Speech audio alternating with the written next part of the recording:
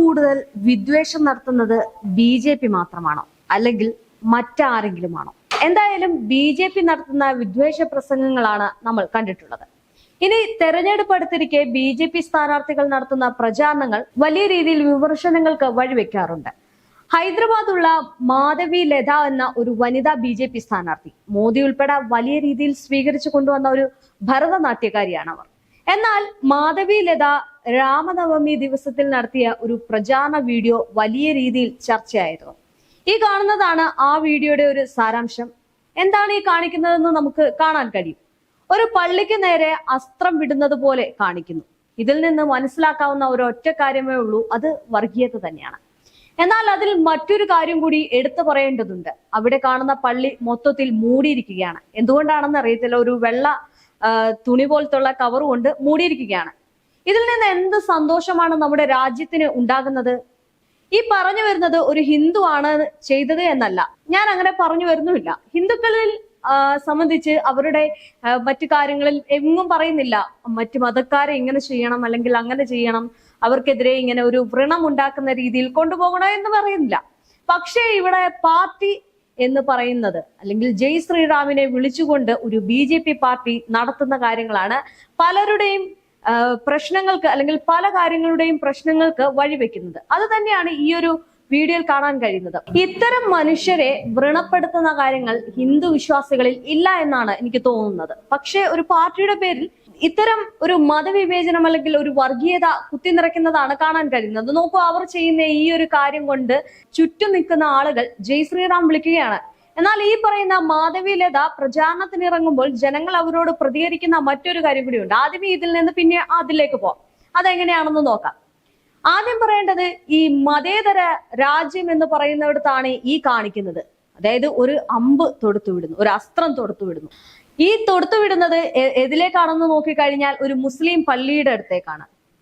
ഈ ഇന്ത്യയില് അല്ലെങ്കിൽ ഭാരതത്തില് നമ്മൾ എല്ലാവരും ഒരേപോലെയാണെന്ന് പറയുന്ന മോദിക്കും ഈ BJPക്കും എല്ലാം ഈ ഒരു നയം അറിയത്തില്ലയോ എന്നാണ് എന്റെ ചോദ്യം. കാരണം ഈ BJPയുടെ ഏറ്റവും വലിയ തലോട്ടപ്പനായ പ്രധാനമന്ത്രി, നമ്മളുടെ പ്രൈം മിനിസ്റ്റർ, അദ്ദേഹം പറയുന്നത് എല്ലാ മതക്കാരും ഒന്ന് തന്നെയാണ് അല്ലെങ്കിൽ എല്ലാവരും ഒന്ന് തന്നെയാണ് എന്നാണ് പറയുന്നത്. പക്ഷേ മതേതര രാജ്യം എന്ന് മോദി വീണ്ടും വീണ്ടും പറയുമ്പോഴും ഈ മോദിയുടെ താഴെ നിൽക്കുന്ന നേതാക്കന്മാർക്ക് ഇത് അറിയത്തില്ലയോ എന്നാണ് എന്റെ ചോദ്യം. കാരണം മോദി പറയുന്നുണ്ട് എല്ലാ മതക്കാരും എന്റെ ആളുകളാണ്. അത് തന്നെയാണ് മണിപ്പൂരിലും കാണാൻ കഴിഞ്ഞത്.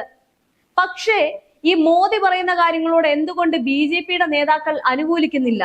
എന്തുകൊണ്ടാണ് അവരിങ്ങനെ ചെയ്യുന്നത്? ശരി, മോദി അങ്ങനെ ചെയ്യുന്നില്ല, മോദി അങ്ങനെ പറയുന്നില്ല എന്ന് പറഞ്ഞു. മോദി പറയുന്നുണ്ടല്ലോ ഈ മതേതര രാജ്യമെന്ന്, അല്ലെങ്കിൽ എല്ലാ മതങ്ങളും എല്ലാ ന്യൂനപക്ഷ മതങ്ങളും ഒന്നാണ്, അവരെ എല്ലാരെയും ഒരേപോലെ കാണണമെന്ന് മോദി തന്നെ പറയാറുണ്ട്.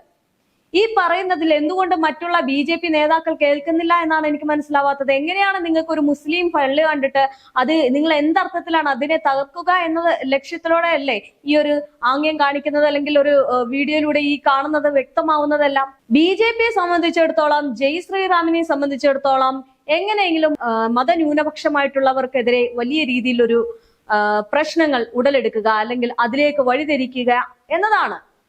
ഇനി ഈ പറഞ്ഞു വരുന്നത് ഒരു BJP സ്ഥാനാർത്ഥി വനിതാ നേതാവാണ് ഹൈദരാബാദിൽ നിൽക്കുന്നത്.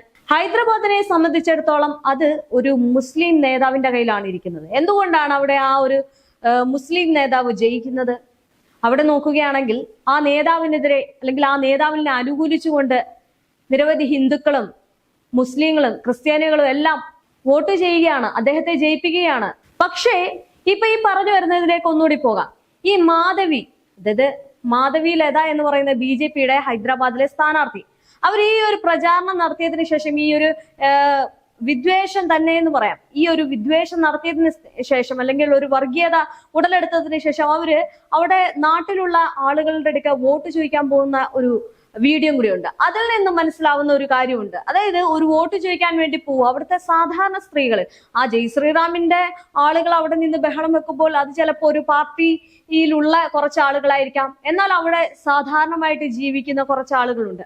അവരുടെ അടുത്തേക്ക് പോകുമ്പോൾ അവർ കൈ തട്ടി മാറ്റിയാണ് സംസാരിക്കുന്നത്. എന്ന് വെച്ചാൽ എനിക്ക് നിങ്ങളുടെ ഒരു കാര്യം കേൾക്കേണ്ട, നിങ്ങൾക്ക് വോട്ടില്ല എന്ന തരത്തിലാണ് ആ ഒരു വീഡിയോയിൽ വ്യക്തമാവുന്നത്. അവർ വോട്ട് ചോദിക്കുന്നു, കൈ പിടിച്ച് ചോദിക്കുന്നു. എന്താണ് ചെയ്യുന്നത്? ഇങ്ങനെയൊക്കെ ചെയ്തിട്ട് ജനങ്ങളുടെ ഇടയിൽ ചെന്ന് അവരുടെ കൈ പിടിച്ചു കഴിഞ്ഞാൽ ഒരു വോട്ട് കിട്ടുമെന്ന് കരുതുന്നതാണോ BJP നേതാക്കൾക്ക് ഏറ്റവും വലിയ സ്വപ്നം എന്ന് പറയുന്നത്? അങ്ങനെ കരുതിയെങ്കിൽ അത് തെറ്റി. കാരണം ഒരു പണ്ട് കാലത്ത് അതൊക്കെ നടക്കുമായിരുന്നു. പക്ഷെ ഇപ്പോ കുറച്ച് ബുദ്ധിയൊക്കെ ഉത്തരേന്ത്യയിലായാലും ഉദിച്ചു തുടങ്ങി എന്നാണ് മനസ്സിലാക്കുന്നത്. അത് നമ്മൾ ഈ ന്യൂഡൽഹിയിലെ വിഷയത്തിൽ നമ്മൾ കണ്ടതാണ്. AAPയുടെ വലിയൊരു പ്രചാരണം, സ്റ്റാലിന്റെ തമിഴ്നാട്ടിലെ DMK ഒക്കെ ഉൾപ്പെടെ ഉള്ള ഒരു പ്രചാരണം, ഇതിലൊക്കെ നമ്മൾ കണ്ട ലക്ഷക്കണക്കിന് ആളുകൾ തിങ്ങി നിറഞ്ഞതും മോദിക്കെതിരായി വന്നതും, രാഹുൽ ഗാന്ധിയുടെ ജോഡോ യാത്ര, ഇതിൽ നിന്ന് മനസ്സിലാവുന്ന ഒരു വിഭാഗം ആളുകൾക്ക് ബുദ്ധി ഉദിച്ചു എന്നത് ആണ്. അത് തന്നെയാണ് ഇവിടെയും കാണാൻ കഴിയുന്നത്. അതായത് ഈ പ്രചാരണത്തിന് വലിയ രീതിയിൽ ഒരു അസ്ത്രം വിടുന്ന ഒരു ഷോയൊക്കെ കാണിക്കുന്നു, അതൊരു വർഗീയത നിലനിർത്തുന്നു.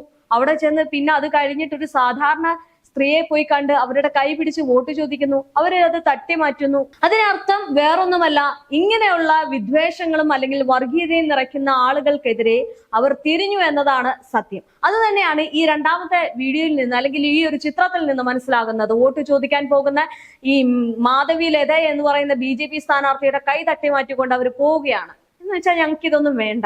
ഇനി പറയുകയാണെങ്കിൽ ഹൈദരാബാദിൽ അസദുദ്ദീൻ ഓസിയയ്ക്ക് ഒരു വലിയ മതേതര മുഖമുണ്ട്. അതുകൊണ്ടാണ് ഹൈദരാബാദിൽ ഹിന്ദുക്കളുടെയും മുസ്ലിങ്ങളുടെയും ക്രിസ്ത്യാനികളുടെയും വോട്ട് നേടി OIC ജയിച്ചു പോകുന്നത്.